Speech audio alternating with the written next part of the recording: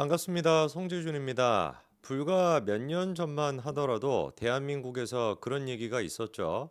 아무리 뭐 정치권에서 진보 좌파 이렇게 싸운다라고 해도 대한민국에는 민주주의의 최후의 보루라고 하는 사법부가 있다. 뭐 이런 얘기가 있지 않았습니까? 저 혼자만 했던 얘기는 아니죠. 그렇기 때문에 이제 뭐 여러 가지 논란이 있고 뭐 시끄럽고 뭐 이래도 법원의 판결이 나오면 일단 법원의 판결은 받아들이는 뭐 그런 어떤 그 여유라고 할까요? 민주주의에 대한 존중, 법치에 대한 존중, 뭐 이런 것들이 대한민국이 있었죠. 지금은 어떻습니까? 우리가 뭐 일방적으로 법원에 대해 가지고 폄훼를 하거나 일방적으로 법원의 결정을 믿을 수 없다 뭐 이런 차원이 아니라 정말 글자 그대로 법원이 보여주고 있는 모습 자체가 도저히 납득이 안 되고 너무나 편향적이고 너무나 정치적인 모습을 보여주고 있죠. 법원이 얼마나 편향적인가 뭐 이거에 대해 가지고 우리 뭐 사회 속에서 그리고 또 뭐 연예계가 됐거나 어디가 됐든지 간에 한두 건에서 지적할 수 있는 문제는 아닙니다만 오늘 제가 영상을 통해서 좀 말씀드리고자 하는 것은 이 한동훈 위원장에 대해 가지고 법원이 보인 판결 이번에 그 결정을 보니까 참 진짜 기가 막힌 노릇이라서 오늘 제가 영상을 좀 찍습니다. 뭐 결론부터 말씀을 드리면은요. 한동훈 위원장이 이번에 재판에서 패소를 했어요. 근데 뭐에 대해서 패소를 한 것이냐? 허위사실 명예훼손에 대해서 한동훈 위원장이 모 기자를 기자 같지도 않은 인간인데 그 기자를 이제 고소를 했었는데 그게 1심에서는 유죄가 나왔었습니다. 그래서 그 기자가 벌금을 냈죠. 벌금형이 나왔습니다. 그런데 2심에서는 무죄로 뒤집혔다가 이번에 이제 그 대법원 판결이 나왔는데 대법원 판결 또한 마찬가지로 무죄 확정이 된 겁니다. 자, 그러면 어떤 내용에 대해 가지고 도대체 한동훈 위원장이 고소를 했던 것이냐? 사건 자체가 이제 2021년도로 거슬러 올라갑니다. 문재인 정부 당시였고 한동훈 위원장 같은 경우는 검사장이었을 당시죠. 자, 그런데 2021년도 3월 달에 그 기자라고 하는 사람 장모 씨가 자기 SNS에다가 이런 글을 올리게 돼요. 그렇게 수사를 잘한다는 한동훈이 해운대 LCT 수사를 왜 그 모양으로 했대? 초반에 대대적으로 압수수색해야 한다는 윤석열은 왜 LCT에서는 아무것도 안 했대? 라고 하는 식의 글을 올리고 뭐 이런 인간들이 뻔하지 않습니까? 뭐 온갖 유튜브 같은 데 나가가지고 막 설쳐대고 막 까불어대고 난리를 친 거죠.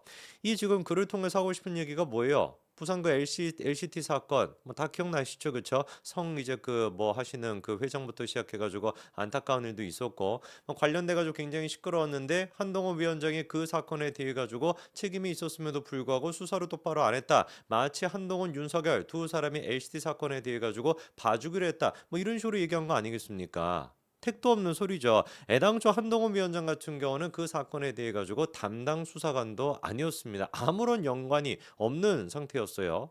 그런 사건을 가지고서 한동훈 위원장이 봐주겠다니까 이거 뭐 가만히 둘 수가 있겠습니까? 악의적으로 허위사실을 유포하는 것인데 당연히 그래서 한동훈 위원장 같은 경우도 해운대 LCT 사건 수사 자체에 대해 가지고 전혀 관여한 바가 없다라고 하면서 그 기자를 상대로 1억 원 가까이 되는 손해배상 소송을 제기를 했었습니다. 그리고 1심 같은 경우는 그 기자한테 1,000만 원을 지불해라. 1,000만 원을 벌금으로 내라라고 해서 한동훈 위원장 승소 판결이 나왔죠. 근데 2심에서 같은 경우는 그거를 뒤집어 버리고 한동훈 위원장한테 패소 판결을 내렸었는데 당시 이제 2심 재판부가 했던 얘기가 과관입니다. 뭐라고 얘기를 했었냐?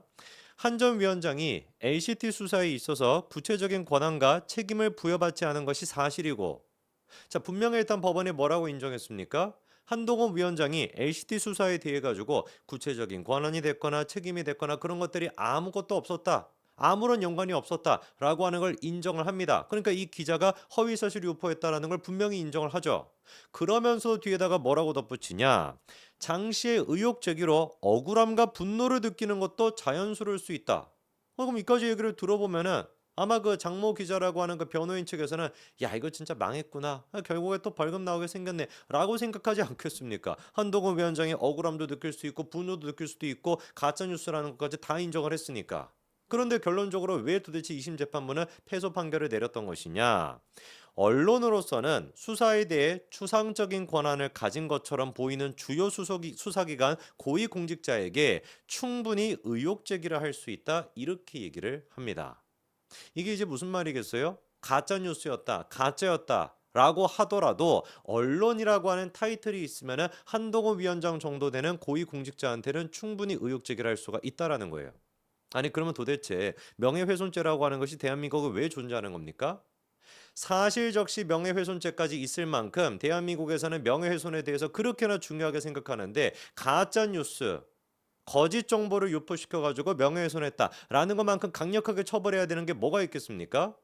바뀐 거는 제가 봤을 때 아무것도 없거든요. 흔들리지 않는 진실은 뭡니까? 장모 기자라고 하는 기자 같지도 않은 그 인간이 한동훈 위원장에 대해 가지고 정치적인 어떤 유불리에 따라 가지고 가짜 뉴스를 퍼뜨렸다. 이거는 흔들리지 않는 진실입니다. 바뀐 거는 뭐밖에 없는 거예요.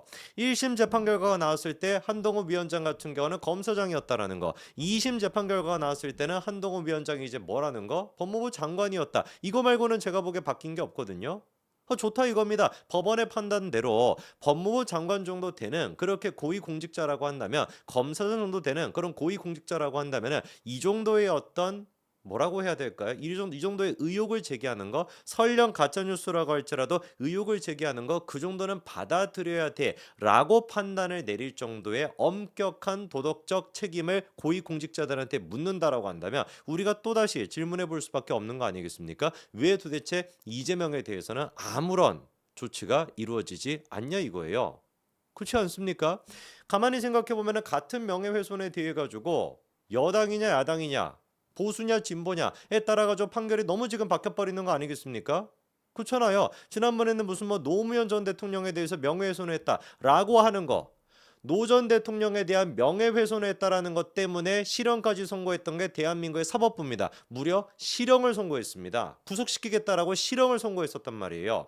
똑같은 명예훼손임에도 불구하고 왜 도대체 한동훈 위원장의 케이스 같은 경우는 벌금이 인정되기는커녕 정진석 그 지금 비서실장에 대해서는 그렇게 실형까지 선고했던 사법부가 한동훈 위원장에 대해서는 똑같이 가짜뉴스를 퍼뜨렸는데 그거에 대해서 의혹 제기를 할 수가 있다. 아니 너가 고위공직자면 그 정도는 감당할 수 있어야지. 이렇게 지금 반응하는 게 이게 정당한 것이겠습니까? 벌써부터 뭐 개딸들부터 뭐 제명인의 마을 같은 애들은 한동훈이 패소했다. 맨날 뭐만 패소한다. 이런 식으로 비아냥거리고 앉아 있는데 정말로 사법부가 고위공직자에 대해 가지고 엄격한 그런 도덕성과 책임감을 요구하는 거가 국민들의 공감을 얻기 위해서라도 이재명에 대해서 유창훈 판사가 그때 말 같지도 않은 얘기를 했던 거 야당 대표기 때문에 구속을 안 시킨다라는 거 아니었습니까? 이게 지금 앞뒤가 맞는 얘기예요? 법무부 장관이기 때문에 허위사실이라고 할지라도 감당해라. 보수 쪽에서는 그렇게 얘기하는 것이고 당신 국회의원 아니냐? 국회의원이라고 한다면 그렇게 가짜뉴스를 퍼뜨리지 않을 수 있어야지. 그 정도의 높은 인식이 있어야지. 그러니까 실형을 선고해버리고 민주당 쪽에 있는 인간들 같은 경우는 거꾸로 정치인이기 때문에 구속을 안 시키겠다라고. 그게 막 한두 사람이니까 지금? 이재명에도 그렇게 구속이 안 됐던 것이고 조국도 그렇게 구속이 안 됐잖아요. 1, 2심에서 다 유죄가 나왔음에도 불구하고 황운하 또한 마찬가지로 선거법으로 그렇게 유죄 선고를 받았음에도 불구하고 구속을 안 시켜가지고 살다가 선거법 위반 혐의로 실형 선고를 받은 인간이 구속이 안 돼가지고 또다시 국회의원이 돼가지고 원내대표라고 하면서 저렇게 설치는 꼴을 누가 도대체 맞는 겁니까? 저는 그래서 이번에 한동훈 위원장에 대한 패소 전혀 동의할 수가 없습니다. 왜 도대체 대한민국의 사법부는 국민의힘 쪽에 있는 사람들한테는 너는 정치인이니까 너는 고위공직자니까 이 정도는 감내해야 돼 라고 얘기하고 민주당 쪽에 있는 인간들 같은 경우는 당신들은 정치인이시니까 당신들께서는 고위공직자이시니까 구속을 안 시키겠습니다 라고 얘기하는 이 꼴을 가지고 과연 어떤 국민들이 정의로운 사법부다 대한민국 민주주의 최후의 보루가 사법부다 라고 생각하겠습니까? 제가 봤었을 때는 대한민국 민주주의 최후의 보루가 아니라 최후를 만들어내는 게 대한민국 사법부가 아닐까 싶습니다. 한번 두고 보자고요. 그런 식으로 민주당 쪽에게 편향적인 판결을 내려가지고 지금은 민주당 인간들이 검찰을 갖다가 막 탄핵하겠다라고 설쳐대는데 그 다음이 누굴까? 100% 판사 본인 스스로가 되게 될 겁니다. 여기까지 말씀드리겠습니다. 감사합니다.